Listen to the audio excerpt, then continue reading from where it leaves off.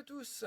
Bon alors on va faire vite, nous avons un prono en cours qui n'est autre que la victoire de Valence et de Tottenham ce soir. On croise les coudes pour avoir plus de force. Comment dire? Avant tout, n'oubliez pas que cette vidéo est totalement gratuite et je vous invite à cliquer sur la petite cloche en haut à droite de notification pour rester au contact de cette chaîne et au mieux, au cas où, si le contenu te plaît ou ma coupe de cheveux ou le beau pull, abonne-toi, ça ne coûte rien. Ensuite, pour le pouce bleu, c'est dans ce sens-là. Sinon, si tu me veux montrer que tu es un rageux, c'est comme ça. C'est pas top, non? Allez, montre-nous votre soutien pour la chaîne, c'est comme ça. Et pour un meilleur référencement et tout le blablabla habituel. Allez, on part tout de suite sur le sujet.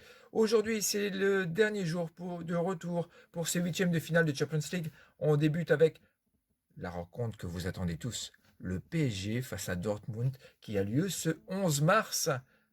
Au match aller, les Parisiens s'étaient inclinés sur le score de 2-1, ce qui veut dire que tout est possible, même sans supporters.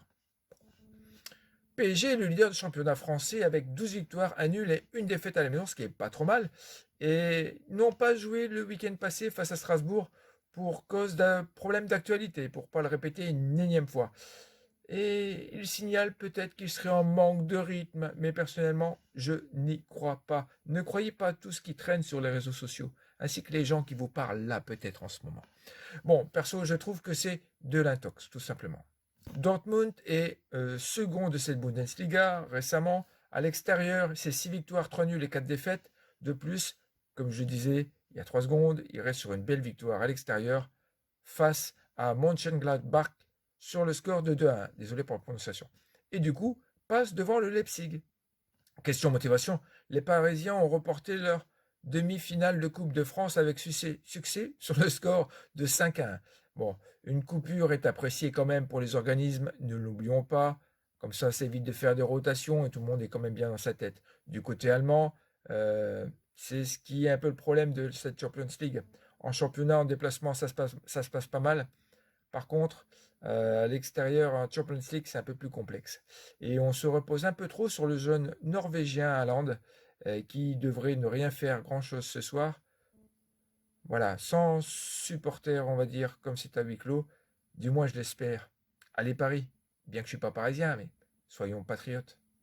Ensuite, Liverpool reçoit l'Atlético de Madrid. Au match aller, les Espagnols l'avaient emporté sur le score de 1-0 et la planète a arrêté de tourner. Si, je vous l'assure, même ma femme a arrêté de faire la vaisselle à ce moment-là. C'était dramatique.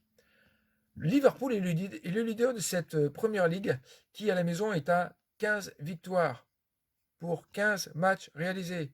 En championnat, c'est le grand chelem, avec des soucis de résultats lors de leur dernier match perdu. Watford 3-0 à l'extérieur en première ligue et contre Chelsea en FA Cup en alignant l'équipe A' et non pas l'équipe type, comme l'avait signalé Klopp, c'est mieux Klopp, lors de ses rendez-vous médiatiques. L'Atlético de Madrid est 5e de la Liga. À l'extérieur, c'est 3 victoires, 7 nuls et 3 défaites. C'est pas confortable. Ce week-end, ils sont restés sur un échec face à Séville sur le score de 2-2 à Madrid. Question motivation, les tenants du titre n'ont qu'un seul but de retard.